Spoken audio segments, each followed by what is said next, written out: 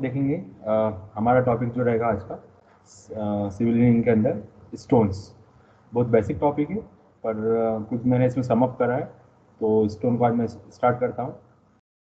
Stone, bricks, cement, lime and timber are the traditional material use for civil engineering construction. हम ये सभी जानते हैं कि स्टोन, ब्रिक और लाइम वगैरह जो हमारे ट्रेडिशनल इंजीनियरिंग मटेरियल है, सालों साल से हम लोग यूज़ करते आ रहे हैं।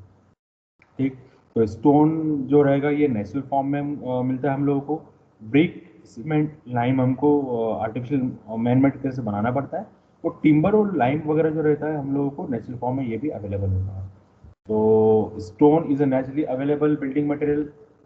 सालों साल से हम देखते आ रहे कि हमारे जो पूर्वज वगैरह थे वो केव्स, गुफा वगैरह में रहते थे। और वो एक अच्छा सा एग्जाम्पल है मेरे सामने कि आपको मैं बताऊंगा कि वो गुफा वगैरह कैसे क्या रहती थी, उनको कैसे बनाते थे वो लोग। इस टाइप की जो टेक्निक्स थी, थोड़ा हम आगे इसको देखेंगे हम लोग। तो रॉक का ही फॉर्मेशन, रॉक से ही बनती है हमारी स्टोन्स, हम सभी को पता है। बड़े बड़े ब्लॉक्स को हम लोग कन्वर्ट करते हैं छोटे फॉर्म में, डेट्स कॉल्ड द स्टोन। इससे अच्छे सबसे लाइव एग्जांपल और दिखाता हूँ मैं आपको। लाइव एग्जांपल में आपका रहेगा रेड फोर्ट, ताजमहल, विधानसभा वगैरह।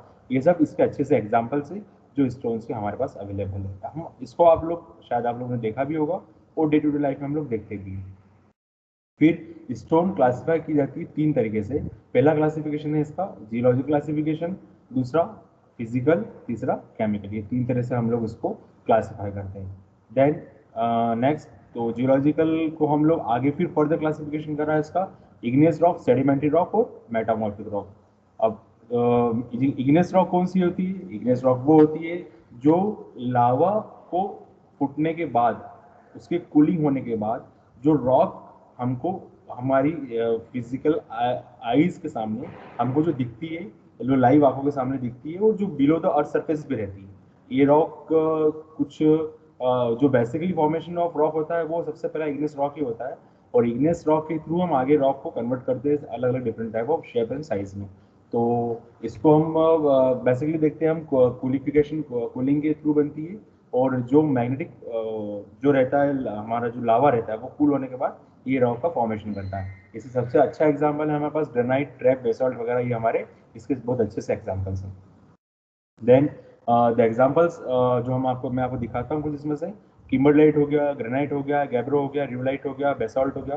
This are the good examples for the igneous rock. तो then sedimentary rock, sedimentary rock वो होती है जो माउंटेन्स हमारे बन जाते हैं, उसके बनने के बाद, जैसे आपका जो इग्नियस रॉक बन गई है और सालों साल तक उस माउंटेन के ऊपर किसका एक्शन इफेक्ट आ रहा है? इफेक्ट आ रहा है आपको वाटर का, विंड का, क्रॉस एक्शन का वगैरह वगैरह वगैरह। जो प्रेशर रहते हैं, जो विंड के रहते हैं, जो वाटर के रहते हैं, वो प्रेशराइज करते हैं उस बड़े पार्टिकल को छोटे पार्टिकल में टूटने के लिए। तो जो जो जब दो पार्टिकल टूटने के कारण और टूटने की वजह से हवा से पानी के बहने के कारण वो पार्टिकल्स नदी के आसपास या कि ऐसी जगह पर जब डिपॉजिट हो जाते हैं जहाँ ऑब्स्टेकल आ रहा हो, वहाँ पर वो अपने आप को डिपॉजिट करना चालू कर देते हैं। तो इस टाइप के जो रॉक्स होते हैं वो होते हैं सेडिमेंट्री रॉक। इसके सबसे अच्छे एग्जाम्पल्स हमारे पास है सेडिमेंट्री रॉक के। आपका है एग्जाम्पल आपका किम्बरलाइट, और सॉरी, आपका इसका एग्जांपल है शेल्स, चॉक, सैंडस्टोन। ये इसके अच्छे एग्जांपल्स है जो हम लोग हमारी life, day to day life में हम लोग इसको देखते हैं। देन मैं आगे बढ़ता हूँ मेटामॉर्फिक रॉक से। मेटामॉर्फिक रॉक कौन सी होती है? मेटामॉर्फिक रॉक वो होती है जो इग्नियस रॉक और सेडिमेंट्री रॉक का मिक्सअप वर्जन रहता है। ऐसी रॉक जो परमानेंटली रखी हुई है, जो रॉक्स एक जगह स्टेबल है और उसमें कंटिन्यू प्रेशर्स और टेम्परेचर आ रहा है और उसकी वजह से वो अपनी प्रॉपर्टी को चेंज कर देता है। तो इस टाइप की जो रॉक्स होती है वो होती है मेटामॉर्फिक रॉक। तो उसके एग्जाम्पल, सबसे अच्छा लाइव एग्जाम्पल मैं आपको दिखाता हूँ। Limestone changes to marble. तो हमको जो मार्बल हमको जो मिलता है वो सबसे पहला जो फॉर्म होता है किसका होता है? वो लाइम स्टोन का होता है। तो उसके आगे ये आपके सामने और एग्जाम्पल से मार्बल होगा, स्लेट्स हो गया, जीनीस हो गई, चिचिट्स हो गए। ये इससे बेसिक एग्जाम्पल से आप लोग लिख भी सकते हैं इसको देख के, और हम लोग ये एग्जाम्पल्स हमारे डे टू लाइफ में देखते भी हैं। फिजिकल क्लासिफिकेशन में इग्नियस रॉक को फर्दर क्लासीफाई करा है फिजिकल क्लासिफिकेशन के अंदर।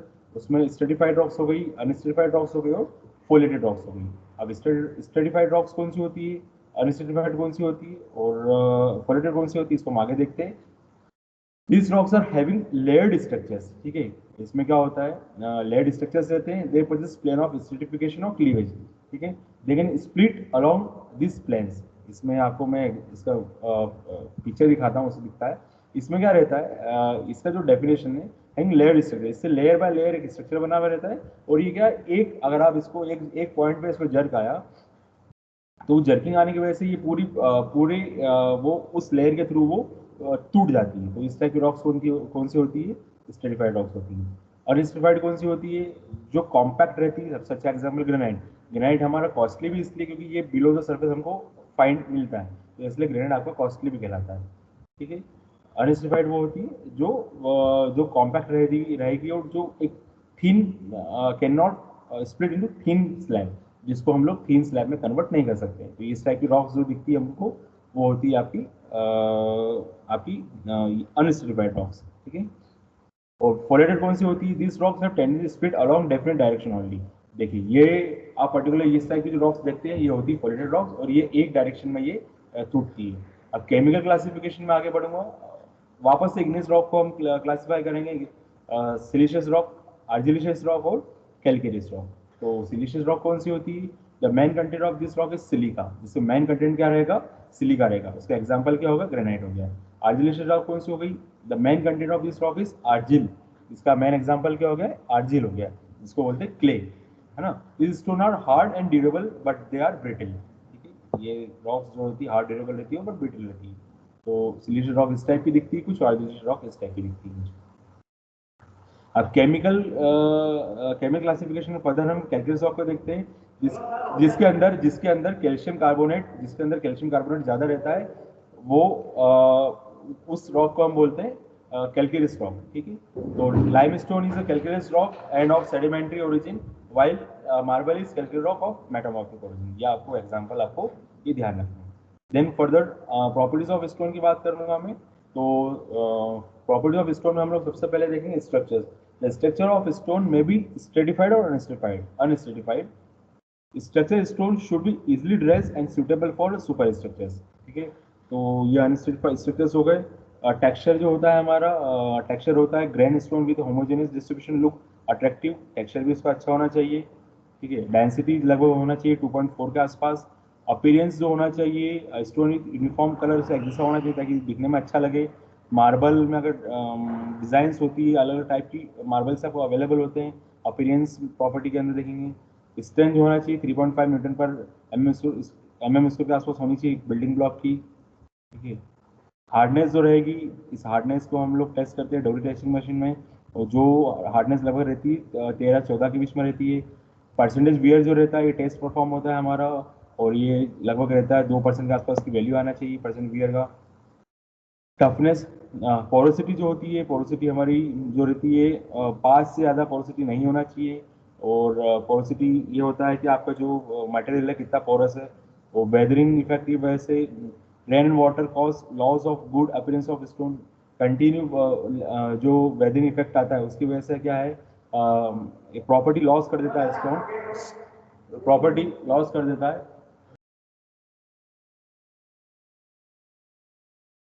है ना। अब देन पोरोसिटी के बाद टफनेस देखूंगा मैं। तो टफनेस जो रहती है, the resistance to impact is called toughness, ठीक है।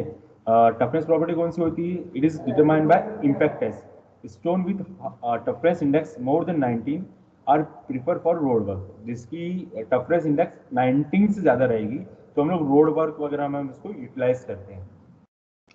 देन मैं आगे बढ़ूंगा, resistance to fire. Sand stone resist fire better, ठीक है। सैंड स्टोन जो है रेजिस्ट फायर होना रहता है, रेजिस्ट फायर करता है।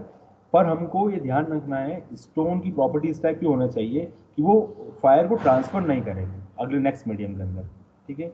इजी इंड्रेसिंग हो जाए, मतलब आप उसको जो बड़े ब्लॉक्स को हम लोग लेके आ रहे हैं वो छोटे बॉक्स, छोटे शेप में इजिली वो कट कर सके हम लोग। Seasoning, stone obtain from quarry of contain moisture in the pores, ठीक है। तो जो हम लोग जो एक्सवेट करके जो ग्रेनाइट वगैरह लेके आते हैं, तो वो स्टोन्स को हम लोग 6 से 12 महीने तक उसको सुखाना पड़ता है नेचुरल सनलाइट के अंदर, और फिर उसको आप अपने रिक्वायर्ड फॉर्म में आप उसको यूज़ कर सकते हैं।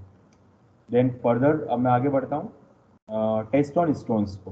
टेस्ट ऑन स्टोन्स में हम लोग पहला टेस्ट हम देखेंगे crushing stand test. Crushing stand test में क्या रहता है?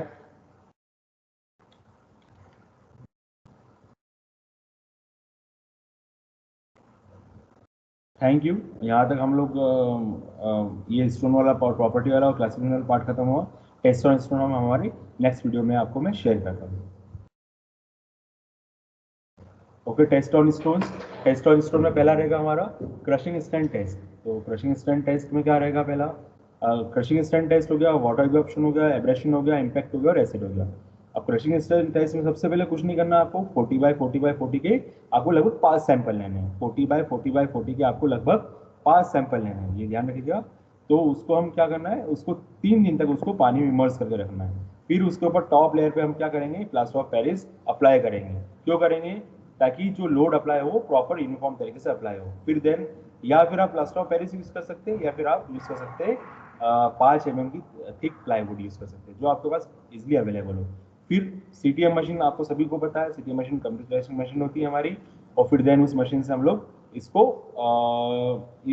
हम टेस्ट करेंगे, टेस्ट परफॉर्म करेंगे, और इसकी वैल्यू रहेगी 40 न्यूटन पर mm² पर मिनट के आसपास। ठीक है। देन वाटर एब्जॉर्प्शन टेस्ट हम ड्राई वेट करेंगे, जो रहेगा हमारा 50 ग्राम का, वो रहेगा W1। फिर हम उसको 24 घंटे के लिए हम पानी में इमर्स कर देंगे। Place the specimen in water for 24 hours. Take out the specimen, wipe out the surface with piece of cloth. ठीक है। फिर आपको उसको नॉर्मल आपको उससे आपको वाइप आउट करना है जो उसका एक्सेस वाटर जो आपको उसकी टॉप सरफेस पे दिख रहा है। फिर suspend the specimen freely in water, आपको उसको सस्पेंड करना है फ्रीली वाटर के ऊपर, एंड वापस उसको वेट करना है। Place the specimen boiling water, आपको फिर उस सैंपल को 5 घंटे के लिए वापस से आपको बॉइलिंग वाटर के अंदर रखना है, और फिर उसका हम वेट लेंगे, वो होगा W4। ठीक है। अब हमारा इसमें कुछ लास्ट पार्ट जो बचा हुआ है वाटर एब्जॉर्प्शन टेस्ट में, वाटर एब्जॉर्प्शन टेस्ट की जो W2 - W1/W1, ये हमारा बाय वेट हम जब निकालेंगे, जब बाय वॉल्यूम निकालेंगे तो W2 - W1/W2 - W3 रहेगा। ठीक है। अब percentage porosity by volume W4 - W1 upon W2 - W3 into 100, ये आपका रहेगा। डेंसिटी क्या रहेगी? W1 अपॉन W2 - W1, या फिर डेंसिटी रहेगी। जब इसकी स्पेसिफिक ग्रेविटी निकालना है, W1 - W2 upon W3 specific gravity रहेगी। तो इस तरह से आपके डिफरेंट ऑफ आप अपने फॉर्म निकाल सकते हैं। एब्रेशन टेस्ट में सबसे आपका अच्छा एग्जांपल है लॉस एंजल्स एब्रेशन मशीन। इसके अंदर कुछ नहीं है, आपको आपको जो सैंपल लेने हैं, आपको सैंपल लगभग आपको लेना है। ये हमारी इस टाइप की मशीन होती है, इस टाइप की जो मशीन रहती है, इसमें 0.7 इसका लेंथ रहती है, 0.5 से डाया रहता है। और इस मशीन के अंदर हम लगभग इस मशीन के अंदर आप सैंपल लेंगे, आप 400-500 ग्राम, सॉरी 4 to 5 kg ले सकते हैं। ठीक है। इसमें 40 mm डायमीटर की बार की mm की बॉल्स रहती है, जो हम इस सिलेंडर में डालेंगे।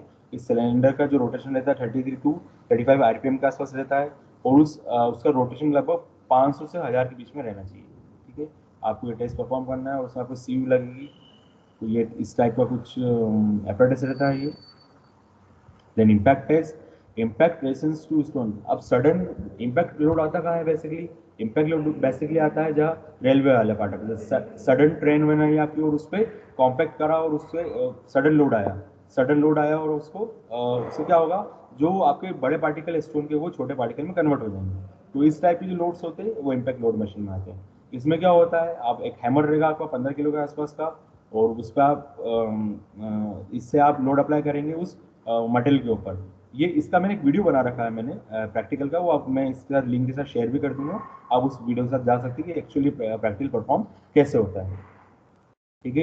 एग्रीगेट साइज हम लेंगे 10 mm से 12 mm साइज के आसपास लेंगे, और तो 3 लेयर में हम उसको फिल आउट करेंगे। तो सबसे पहले क्या करा आपने, एग्रीगेट साइज ली 10 से 12 mm के आसपास, और उसको हम 3 लेयर में 25-25 के उसको टेम्परिंग करते हुए हम उसको फिल आउट करेंगे। और जो हैमर रहेगा हमारा, उसको हैमर को 15 टाइम्स उसको ब्रेक करेंगे। जिससे आप उसको यहाँ गिराएंगे हैमर को। जैसे ये मशीन है आपकी, ये इसकी फ्रेम है, और ये आप ये इसमें मटेरियल रखेंगे, और जो उसका इम्पैक्ट वैल्यू आएगी W2/W1 आएगी। और जो फाइनल जो हमारी बियरिंग फोर्स वगैरह में जो वैल्यू आती है, वो वैल्यू रहती है हमारी 30-35-40 के आसपास। तो बियरिंग फोर्स के लिए इतनी रहेगी, बिटुमिन रोड के लिए इतनी रहेगी, और वाटर बाउंड मैकडम रोड के लिए आपकी इतनी रहेगी, 40 के आसपास रहेगी। Now the important test is acid test. आपको इसमें सैंपल लेना है, 50 से 100 ग्राम का सैंपल लेना है। उसको आपको HCl एसिड के अंदर आपको उसको रखना है 7 दिन के 7 दिन के लिए। अगर उसकी सरफेस वो इरोड होती है, अगर उसकी सरफेस इरोड होगी तो क्या होगा, जो शार्प सरफेस अगर इरोड हो जाती है तो वो क्या शो करता है कि आपके जो स्टोन है उसके अंदर कैल्शियम कार्बोनेट का कंटेंट ज़्यादा है, तो आपको ये इस टाइप के स्टोन्स यूज़ नहीं करनी है। और लास्ट यूजेस ऑफ स्टोन्स, आप काका स्टोन को यूज़ कर सकते हैं, स्टोन मैसनरी में यूज़ कर सकते हैं, स्टोन फ्लोरिंग पे यूज़ कर सकते हैं, स्लैब के लिए यूज़ कर सकते हैं। आप सबको पता है पेविंग वगैरह यूज़ में कर सकते हैं, ठीक है।